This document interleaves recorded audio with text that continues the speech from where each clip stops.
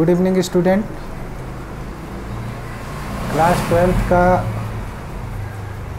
Topic factors affecting the capacitance of parallel plate capacitor. देखिए, parallel plate capacitor आपको पिछले lecture में मैंने बताया था। इसमें दो कंडक्टिंग प्लेट होती है और इसके बीच में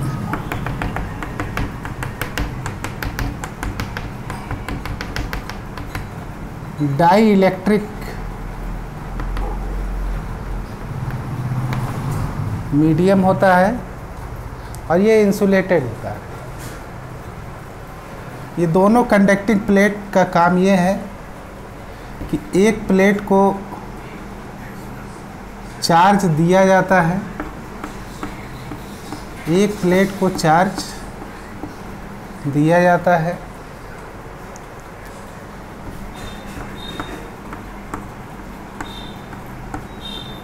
और बाय इंडक्शन मेथड दूसरे प्लेट पर इनर साइड में ऑटोमेटिक नेगेटिव चार्ज प्रोड्यूस हो जाता है। और ये नेगेटिव चार्ज प्रोड्यूस होने की वजह से इसके just outside positive charge produce होने लगता है। और जब हम इसको अर्थ कर देते हैं तो धीरे धीरे ये पॉजिटिव चार्ज अर्थ में जाने लगता है और यहाँ के पॉजिटिव चार्ज इस निगेटिव चार्ज की वजह से इधर आने लगते हैं। तो इस कैपेसिटर की कैपेसिटी बढ़ जाती है। ठीक है, तो ये कैपेसिटर है।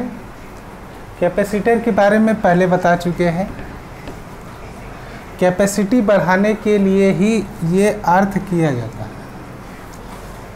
अब आता है factors affecting the capacitance of parallel plate capacitor. इस पैरेलल प्लेट कैपेसिटर की कैपेसिटेंस कैसे अफेक्टेड होती है?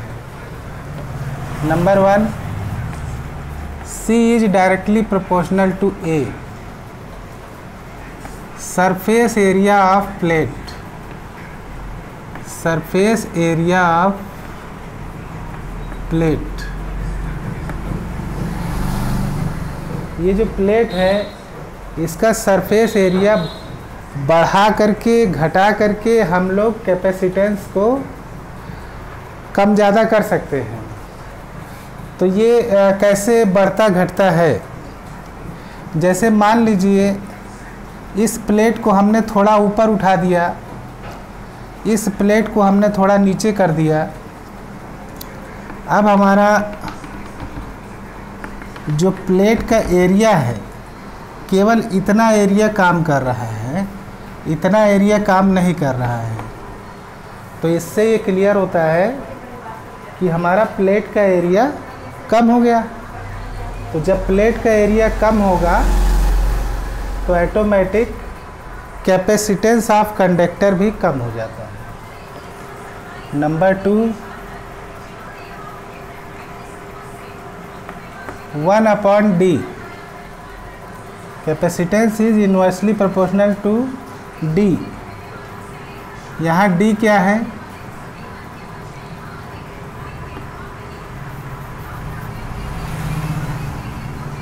Distance between two plates, distance between two plates, इन दोनों प्लेट के बीच की डिस्टेंस। अगर प्लेट की डिस्टेंस बढ़ाएंगे तो कैपेसिटेंस घटेगा। ठीक है, C is inversely proportional to 1/V potential. अगर इन दोनों प्लेट के बीच का potential V means potential between two plates, potential between two plates. अगर हम प्लेट्स के बीच की पोटेंशियल को बढ़ाएंगे तो कैपेसिटेंस कम होगा। और last one, C is directly proportional to K। और K क्या है? Dielectric constant, dielectric constant. देखिए इसके अंदर डाई इलेक्ट्रिक फिल होता है और ये डाई इलेक्ट्रिक कांस्टेंट के लिए अच्छा इंसुलेटर होना चाहिए। अगर इंसुलेटर अच्छा है तो उसका कैपेसिटेंस भी ज़्यादा होगा।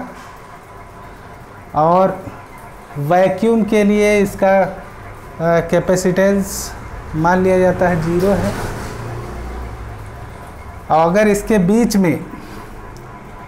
बीच में अगर मान लीजिए हमने कंडक्टिंग डाई इलेक्ट्रिक रखा है, कंडक्टिंग डाई इलेक्ट्रिक मतलब कोई कंडक्टर रखा है, तो ऐसे कंडीशन में उसका कैपेसिटेंस 0 माना जाएगा। तो इस तरीके से आपने कैपेसिटेंस के बारे में जाना।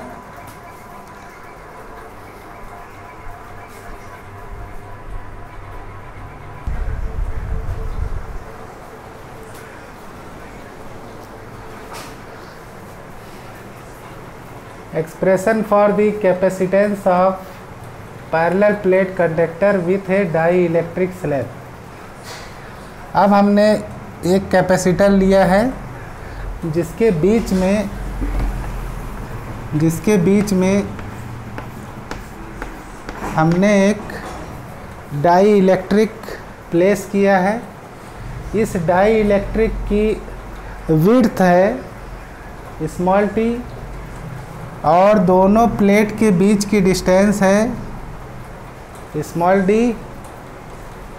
इस प्लेट की सरफेस डेंसिटी प्लस सिग्मा और इस प्लेट की parallel density surface density minus sigma.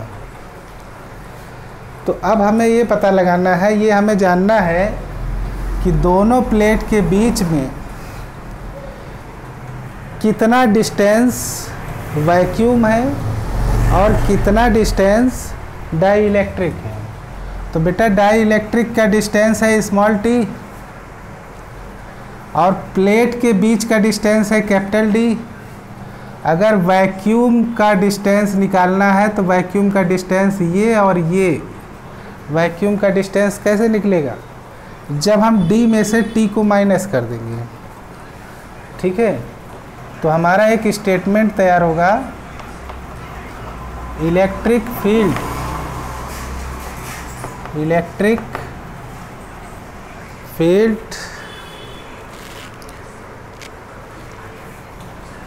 with vacuum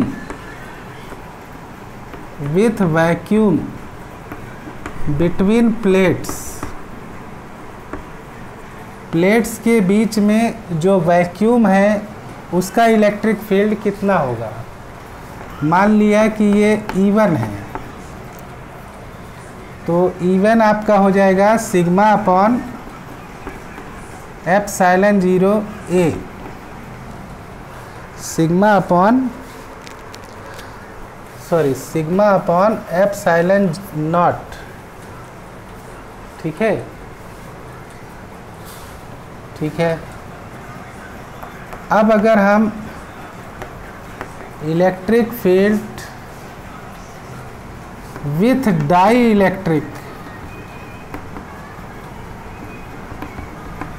electric between plates अगर निकालना है तो देखिए डाई इलेक्ट्रिक के लिए इलेक्ट्रिक फील्ड कितना होगा प्लेट्स के बीच में। तो डाई इलेक्ट्रिक का एक डाई इलेक्ट्रिक कांस्टेंट होता है, तो ये हो जाएगा सिग्मा अपॉन के एप्सिलॉन नॉट।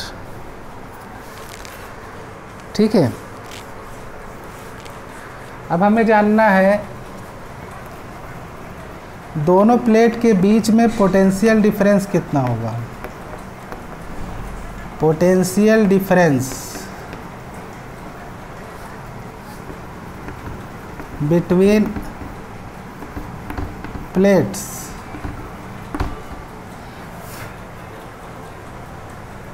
अब ये बेटा देखिए, एक फार्मूला होता है V इक्वल टू ED, ये फार्मूला होता है। हमें इस प्लेट के कारण इस प्लेट का पोटेंशियल और इस प्लेट का पोटेंशियल अलग अलग होगा और दोनों का हमें पोटेंशियल डिफरेंस निकालना है, ठीक है। तो ये पोटेंशियल डिफरेंस V कैसे निकलेगा? पहले तो इसके लिए E1 मल्टीप्लाई,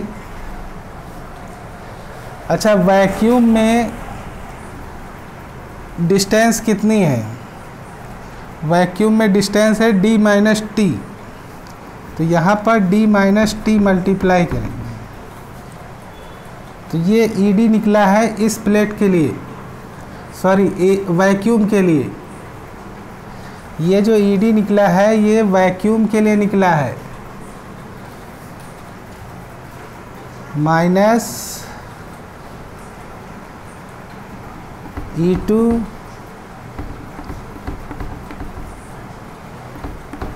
मल्टीप्लाई, अच्छा इसका कितना डिस्टेंस है?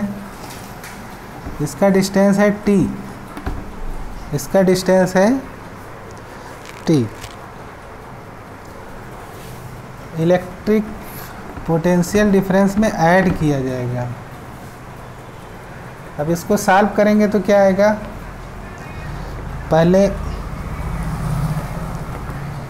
E1 की वैल्यू ऊपर से रखिए, sigma upon epsilon not d minus T plus E2 की वैल्यू क्या है? सिग्मा अपॉन के एप्सिलॉन नॉट मल्टीप्लाई टी। अब अगर दोनों में कॉमन क्या चीज़ें हैं? Sigma upon epsilon not common, तो यहाँ से क्या मिलेगा? d minus T plus T upon के, d minus T plus T upon के। पोटेंशियल डिफरेंस बिटवीन प्लेट्स के लिए हमें वैक्यूम का पोटेंशियल और डाई इलेक्ट्रिक का पोटेंशियल ऐड करना पड़ेगा, तब हमें पोटेंशियल डिफरेंस बिटवीन प्लेट्स पता लगेगा। क्लियर?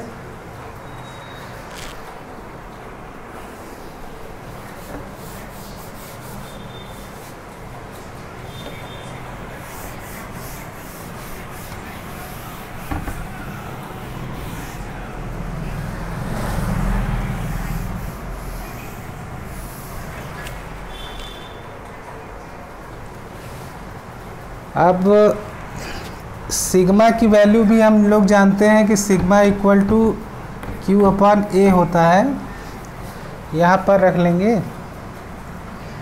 तो that is V equal to क्या हो जाएगा? Q upon epsilon naught A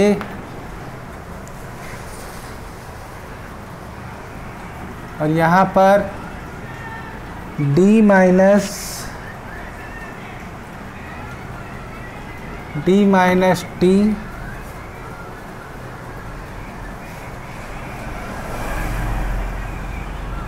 plus T upon K, ये हो जाएगा। वी नो दैट कैपेसिटेंस का फार्मूला क्या होता है? Q upon V। कैपेसिटेंस का फार्मूला Q अपॉन V, तो Q तो हम ऐसे रख लेंगे, अब V का फार्मूला जो है Q upon epsilon not a, यहाँ पर D minus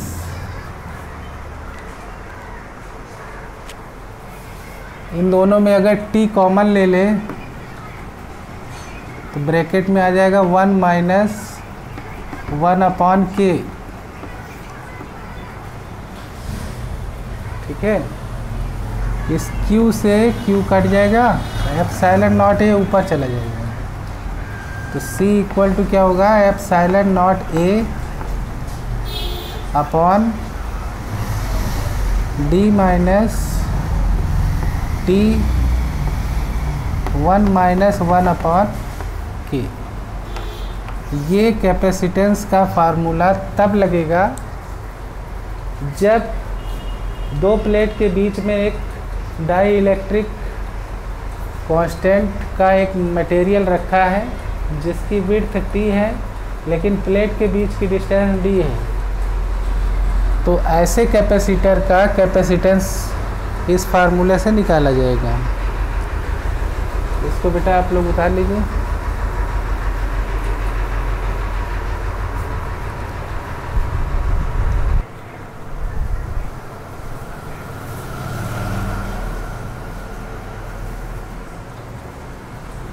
expression for capacitance of A parallel plate capacitor with conducting slab.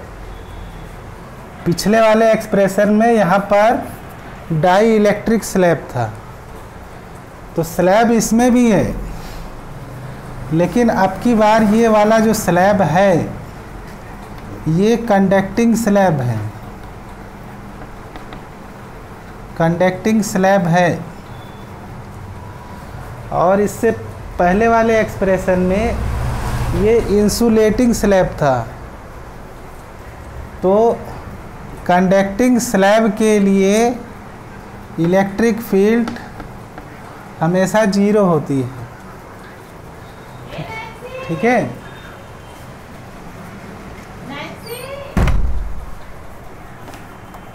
तो electric field in vacuum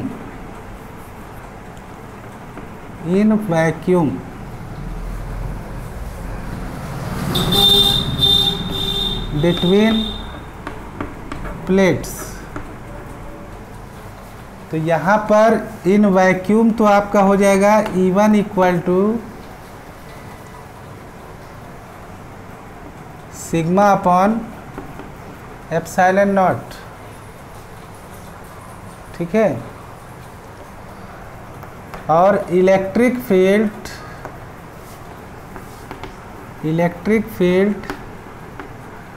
in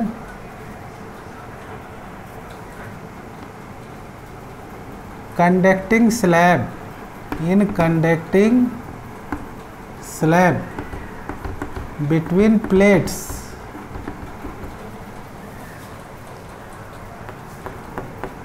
E2 equal to 0, क्योंकि कंडक्टिंग स्लैब में इलेक्ट्रिक फील्ड मैं पहले ही बता चुका हूँ 0 होता है। तो यहाँ पर हम E2 इक्वल टू 0 ले लेंगे। अब अगर पोटेंशियल डिफरेंस बिटवीन प्लेट्स अगर हम निकालेंगे तो फार्मूला आपको मैंने बताया था V इक्वल टू ED होता है। तो ये V इक्वल टू ED एक बार हमें वैक्यूम के लिए निकालना है और एक बार इस स्लैब के लिए निकालना है। तो वैक्यूम के लिए V इक्वल टू ED क्या होगा, E तो आपका ये है E1, और इसके लिए D आपका क्या है, D माइनस टी, क्योंकि वैक्यूम की विड्थ कैसे निकलेगी, जब टोटल डिस्टेंस बिटवीन प्लेट्स में से इस स्लैब की डिस्टेंस को माइनस करेंगे तब निकलेगी। और यहाँ पर E2 मल्टीप्लाई T, तो E2 तो पहले से ही 0 है, तो V इक्वल टू क्या हो जाएगा, E1 D माइनस T हो जाएगा, और ये टोटल 0 होगा। E1 की वैल्यू आपको यहाँ से यहाँ पुट करनी है, sigma upon epsilon not D minus T। अच्छा, सिग्मा की भी वैल्यू हम लोग जानते हैं, सिग्मा की वैल्यू Q अपॉन A होती है, यहाँ डाल देंगे, that is equal to Q upon epsilon naught A D minus T। इस तरीके से अब V अभी हमको फाइंड आउट हो गया। हम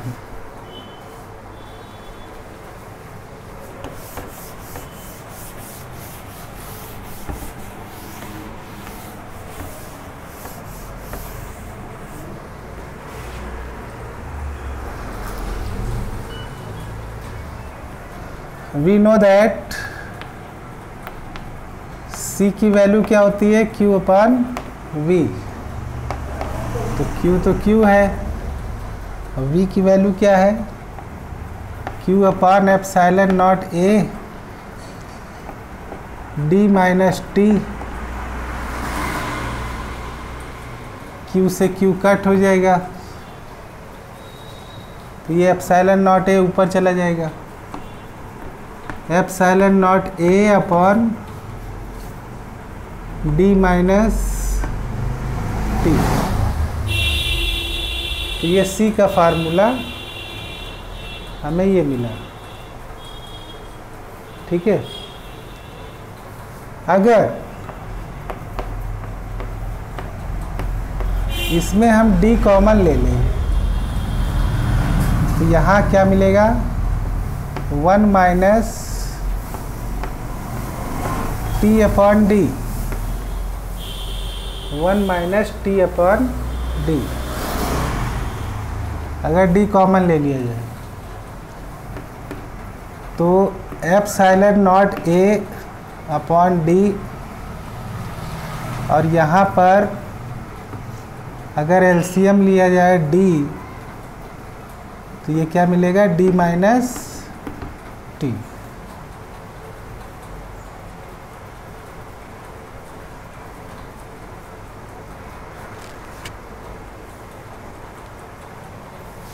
D minus T,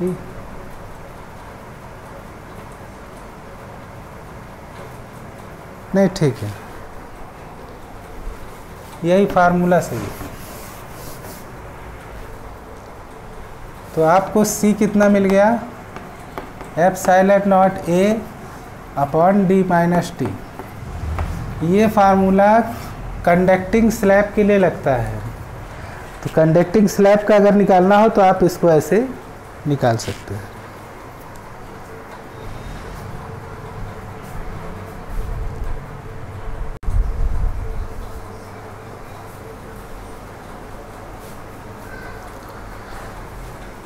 expression for capacitance of parallel plate conductor with compound dielectric.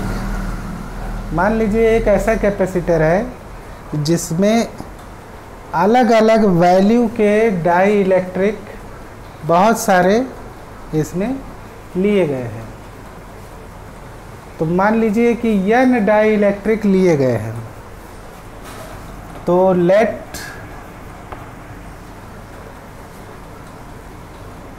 a capacitor having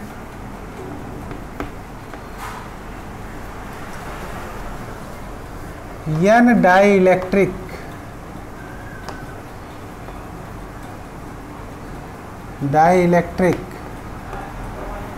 of constant K1, K2, K3 ... Kn of thickness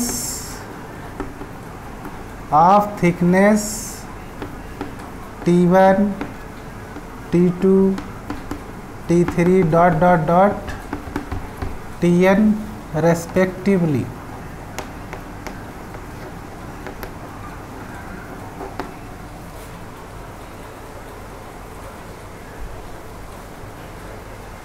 Let a capacitor having n dielectric of constant K1 and K2 of thickness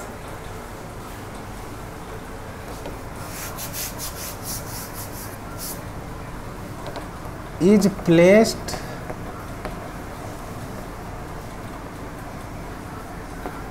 in it. ठीक है, तो देखिए जब अभी हमने पिछला एक expression लिया था जिसमें केवल एक डाई इलेक्ट्रिक लिया था, तो उसके लिए हमारे कैपेसिटेंस का फार्मूला कुछ ये तैयार हुआ था, C equal to epsilon naught A upon D minus T plus T upon K। तो यहाँ पर capacitance of conductor is C equal to, ऊपर तो बेटा एप्सिलॉन नॉट A ही रहेगा, नीचे D रहेगा, लेकिन ये T नहीं रहेगा। T की जगह पर T1 plus T2 plus dot dot dot Tn, मतलब ये सब डाई इलेक्ट्रिक का थिकनेस हमको ऐड करना पड़ेगा इस T की जगह पर, और प्लस और ये जो T अपॉन K लिखा है इसकी जगह पर हमको लेना है T1 upon K1 plus T2 upon K2 plus dot dot Tn upon Kn। इस तरीके से हमारा ये कैपेसिटेंस तैयार होगा। अच्छा, ये जो T1 plus T2 plus dot dot dot Tn है, मतलब ये T1, ये T2, ये T3, ये T4, ये Tn, अगर इन सब को ऐड कर देंगे तो क्या ये स्मॉल d के इक्वल हो जाएगा कि नहीं, क्योंकि कैपेसिटर के प्लेट के बीच की डिस्टेंस d है। तो epsilon naught A upon D minus, इसकी जगह पर हम लोग D ले सकते हैं, और plus T1 upon K1 plus T2 upon K2 plus dot dot dot Tn upon Kn हो जाएगा। ये D से D कट हो जाएगा, तो C का एक फार्मूला हमें मिलेगा epsilon naught A upon T1 upon K1 plus T2 upon K2 plus dot dot dot Tn upon Kn।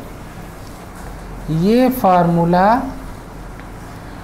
Compound die electric, अगर दो किसी कैपेसिटर में कंपाउंड डाई इलेक्ट्रिक, बहुत सारे डाई इलेक्ट्रिक रखे गए हों, तो ऐसे कैपेसिटर का कैपेसिटेंस इस फार्मूले से हम लोग डिराइव करेंगे। ठीक है, अब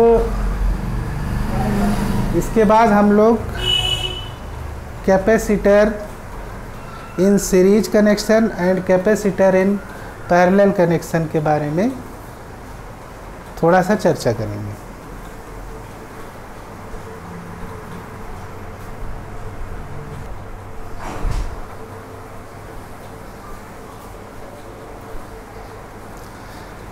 combination of capacitor in series and in parallel।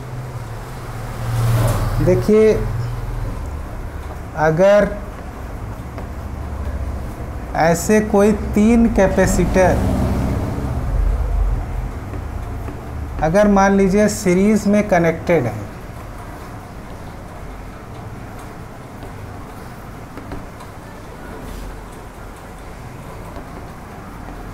और ये सप्लाई है, ये 3 कैपेसिटर है और ये सीरीज में कनेक्ट है, तो इनका कैपेसिटेंस हम लोग कैसे कैलकुलेट करेंगे? और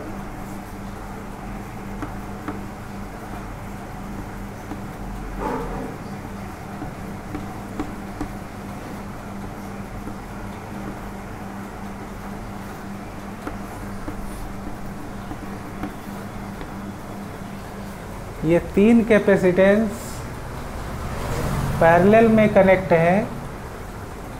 देखिए बैटरी जो बनती है उसमें एक लाइन बड़ी होती है, एक लाइन छोटी होती है, लेकिन जो कैपेसिटर बनता है उसमें दोनों लाइंस इक्वल साइज की होती है। मान लीजिए ये कैपेसिटर C1 है, ये कैपेसिटर C2 है, ये कैपेसिटर C3 है, ठीक है।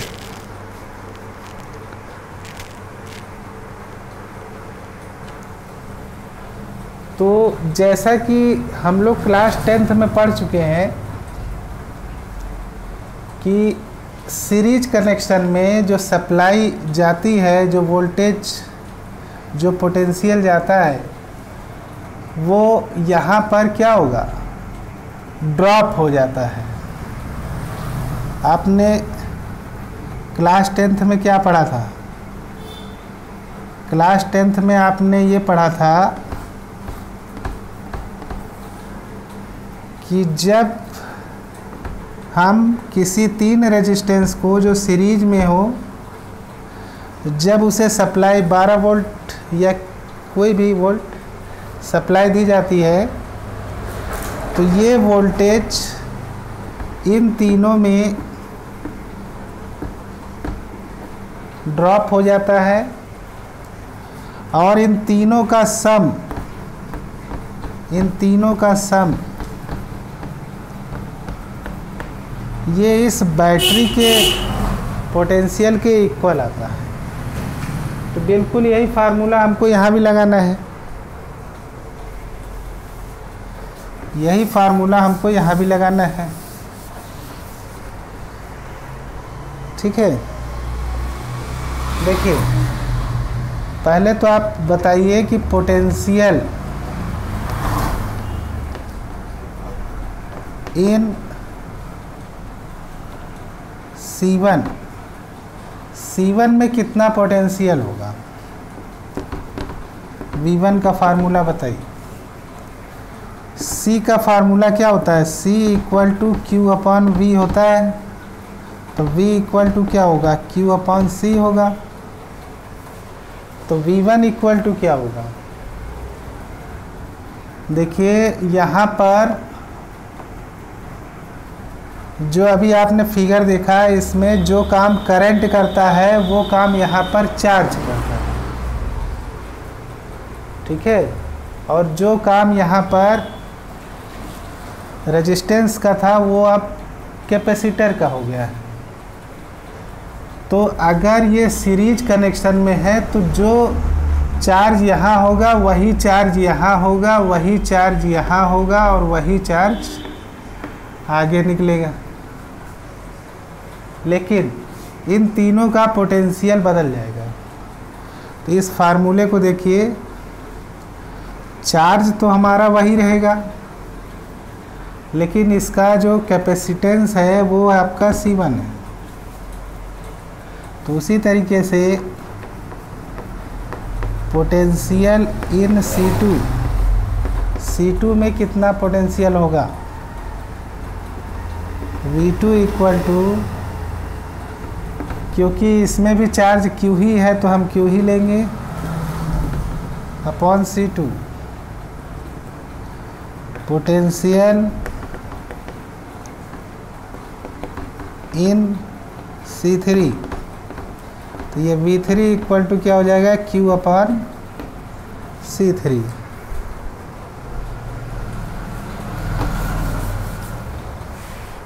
ठीक है। तो हम जानते हैं वी नो दैट, ये अभी हम इसी के लिए कर रहे हैं, इसको अभी बाद में करेंगे। We know that V equal to V1 plus V2 plus V3। इसका वोल्टेज ड्रॉप, इसका वोल्टेज ड्रॉप, इसका वोल्टेज ड्रॉप जब ऐड करेंगे तो ये सप्लाई के पोटेंशियल के बराबर आ जाएगा। तो ये सप्लाई का पोटेंशियल क्या है? Q अपॉन C, और ये V1 किसके इक्वल है? Q upon C1, Q upon C2, Q upon C3। अगर हम यहाँ पर Q कॉमन ले लें तो 1 upon C1 plus 1 upon C2 plus 1 upon C3। तो Q से Q कट हो जाएगा, तो 1 upon C equal to 1 upon C1 plus 1 upon C2 plus 1 upon C3। ये फार्मूला हमको तैयार होगा सीरीज कनेक्शन में। अगर कैपेसिटर जुड़ा हुआ है तो हम इक्विवेलेंट कैपेसिटेंस इस तरीके से निकालेंगे। ठीक है, अब हम आते हैं पैरेलल के लिए।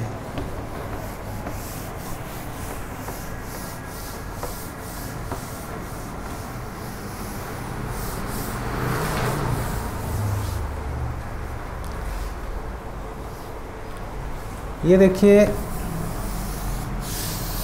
पैरेलल में हमको ये जानना ज़रूरी है कि जो सप्लाई है वहाँ से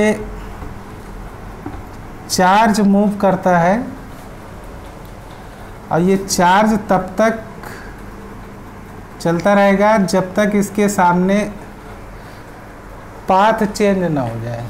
जब ये पाथ चेंज हो जाएगा तो एक पाथ में चार्ज Q1, दूसरे पाथ में चार्ज Q2, तीसरे पाथ में चार्ज Q3,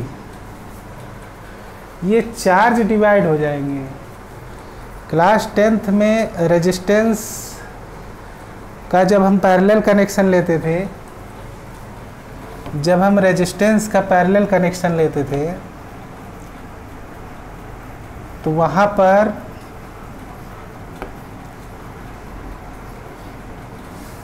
जब करंट के सामने 3 रास्ते आ जाते थे तो ये करंट 3 पार्ट में डिवाइड हो जाता है। तो वैसे ही यहाँ पर करंट जो रेजिस्टेंस के लिए काम करता था, यहाँ पर चार्ज वही काम करता है। तो इस कनेक्शन में हमने देखा है कि हमारा जो चार्ज है वो Q1 plus Q2 plus Q3 के इक्वल है।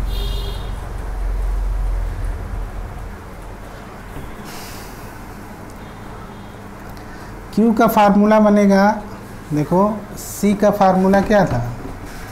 Q अपॉन V, तो Q इक्वल टू क्या हो जाएगा? CV। अच्छा, पैरेलल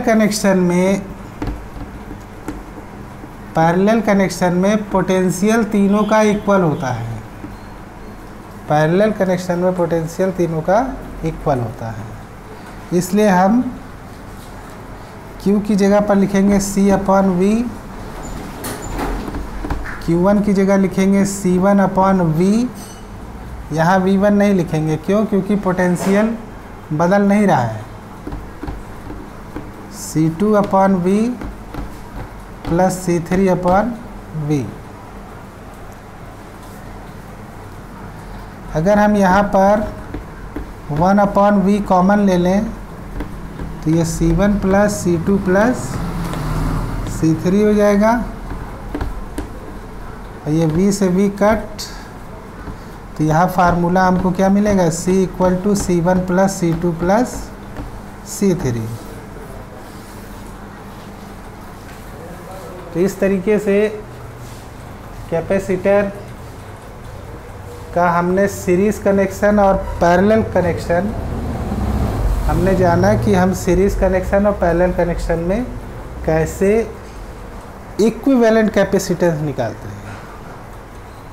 तो इसमें बहुत सारे न्यूमेरिकल्स आपसे पूछे जाएंगे, जैसे क्लास 10th में रेजिस्टेंस से रिलेटेड सर्किट में आपसे क्वेश्चन पूछे जाते थे, वैसे इसमें भी आपसे क्वेश्चन पूछे जाएंगे।